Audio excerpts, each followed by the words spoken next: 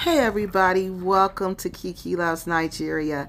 And on this episode of Kiki Loves Nigeria, we are going to analyze whether Black acres of the Gambia is cursed. Yep, we're going to break it down and we're going to analyze the facts and we're going to see, is it our opinion that they're cursed or are they not cursed?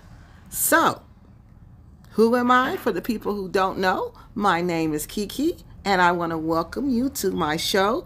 And like I said, we are about to dive into whether Black acres of the Gambia is indeed cursed. So some people might say, Kiki, why do we even care if Black acres is haunted or cursed or whatever? Why is it important to us?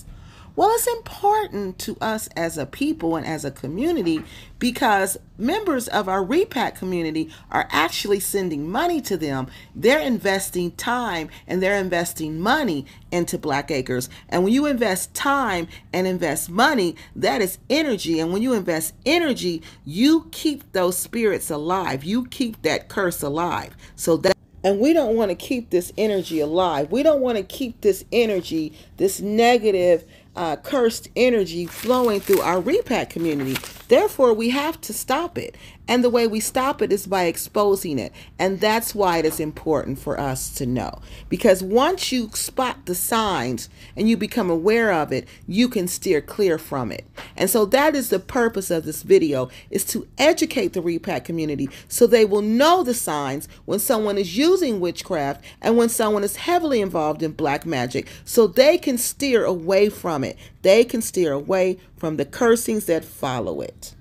Again, all of this is strictly my opinion, my personal opinion, and my professional opinion. Again, my background, I have a background in religious studies where I've studied religion on a professional level. So I know what signs to look for. And again, I was taught these signs as a small child. When I grew up in my family, we were taught the signs to look for when people were engaged in practicing witchcraft or black magic. So I can only allege because I don't live in their household. So again, this is my opinion and just me alleging from what I see. So at this point, I'm sure you're saying, Kiki, where are you getting this from? Where are you getting all of this from? Well, I actually went through Blakk's videos. I went through their videos and I looked at 3 certain areas. I looked at sustainable development. I looked at the productivity of their crops that they were growing. And I also looked at how they openly confessed that they practice black magic. And I weighed all of those things. I measured them. I wanted to see what was occurrences occurring on their land and could they be tied to these 3 things, to them practicing black magic and other things. So that's what. Okay, so let me be clear. So what I looked at signs of omens and juju and black magic that was occurring on Blakk's land or in Blakk's property, or in any programs or projects that Blakkk had, okay? Black magic has signs tied with it, okay? They have certain animals that go along with it.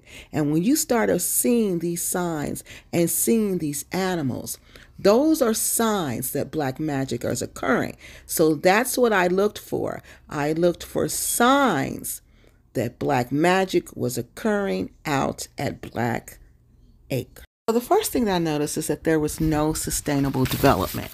And after 3 years and there's still no sustainable development and you're growing crops and you've got over 20-something acres of land, there's a problem. So I started looking for signs, like I told you guys. I started looking for signs to see what exactly is the problem other than the land being too salty. We already know that the land is too salty. We already know that the land is swampland. We already know all that. We already know that only certain crops will grow out there, okay? We already know that. But the problem occurs when those crops that are supposed to grow out there won't even grow out there, like rice. They only got 1 bag of rice from that crops of rice that they planted. Something's wrong. along with the numerous car problems. So I said, let me take a look at this. Okay, y'all, the first thing that I started noticing is that the snakes. It came to me that Blakkk is actually living on a snake den. A snake den.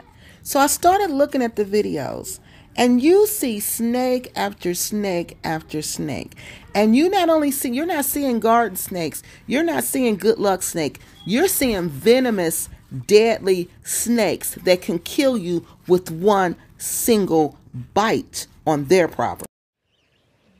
They had a puff adder over there, right? Is that the name of it? A puff adder. Adder? Puff? It was a fat snake they killed over there. Over there? Last week. Last week? Yeah. Bigger than this or smaller? No, small, but he was fat. Okay. They say it's a puff adder. His tail is poison. Yeah. This one is poison. Poison. So this is an image of a puff adder. A puff adder is one of the most poisonous snakes in all of Africa. Okay, like I said, one bite from this snake and it's just lights out for you. They're very, very venomous. And this is one of the many snakes that Blakkk has on their property. Okay. So let me tell you the symbolism, the spiritual meaning behind having these type of snakes inhabiting your property, okay? Because everything has a meaning. So let me share with you the spiritual meaning of the puff adder snake, okay? The puff adder snakes in the spiritual world represent anger, they represent aggression, and they represent danger. They represent the dark side of human nature, and they're associated with bringing death and destruction. Now think about that. These are the snakes that she's seeing out at Blakkk. They're associated with bringing anger, aggression, danger. They represent the dark side of human nature, and they're associated with bringing death and also destruction.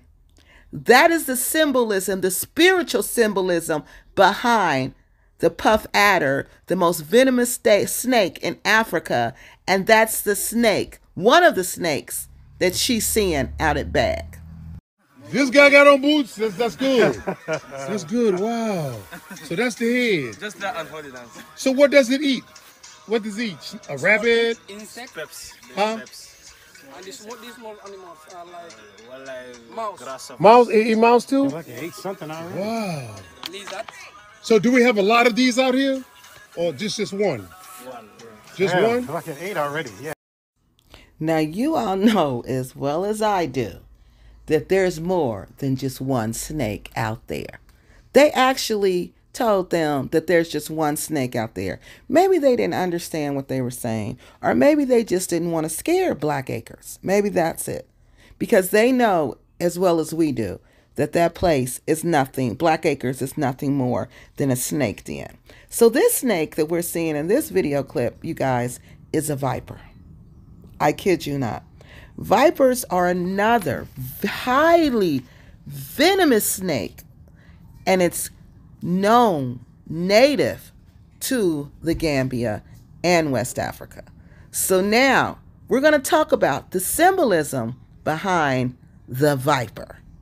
So the next thing we're going to look at is the viper. The viper symbolizes evil because it is associated with death and destruction. But it's also seen as a symbol of rebirth. But remember, to be reborn, you have to die. So this snake symbolizes nothing but death. It is also the symbol of wisdom, because once you've dealt with death, trust me, you come back wiser than you were before. It's a warning also to watch out for danger. It's a warning to be careful with your words and actions. So let's get this clear. In West African cultures, the vipers are a symbol of death. They are a symbol of evil. and they are a symbol of hypocrisy. They are a symbol of slander, and they are a symbol of maliciousness. They are a symbol that someone is around you, is trying to fool you, and that person doesn't want you to know it. Again, these are the snakes that are out at Blakkk and surrounding Black Acres of the Gambia. Another spiritual phenomenon that has been going on out at Blakkk are orbs. Yes, orbs. Orbs are spirits, you guys. They're spirits. They're usually ancestral spirits. And they come back just to let you know that they're here, let you know that they're around you, let you know that they're looking out for you.